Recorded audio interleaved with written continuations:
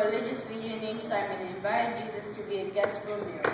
Picture this. Jesus enters the man's home and takes his place at the table, and boy, was Jesus hungry after a long day. The religious leader starts talking about unimportant things for hours. Jesus was listening, but also looking around to see if anyone had even started making dinner. It starts to get really late and still no food. Meanwhile, a woman from the city, who was known as one who had done many bad things, sneaks in and finds Jesus at the dining room. She heard Jesus would be at the religious leader's home. She comes in and quickly approaches Jesus because she knew she shouldn't be there and may get thrown out at any time. She is carrying a beautiful basket filled with the most delicious and expensive food. When she reaches, she begins to cry because she is so sorry for all the bad things she has done. She kneels down and saw her tears fall on Jesus' feet. She noticed that the table was empty and she could hear Jesus' stomach rumbling, so she starts to freely offer Jesus food from the basket. Now I know this guy is a fraud. If he were a real prophet, he would have known this woman is a sinner, and he would never let her get near him, much less touch him, and definitely would not take food from her. Simon, I want to tell you a story. Tell me, teacher. 2 people owed a certain banker a lot of money. One owed $500 and the other owed $50. Both of them could not pay back their loans. Realizing this, the banker forgave both loans. You are forgiven. Yay! Here's a question for you.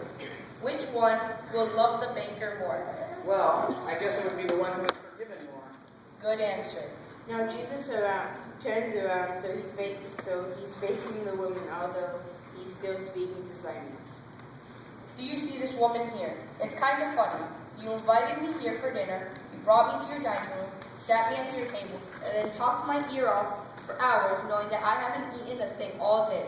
Now it is very late, and you still have not served dinner.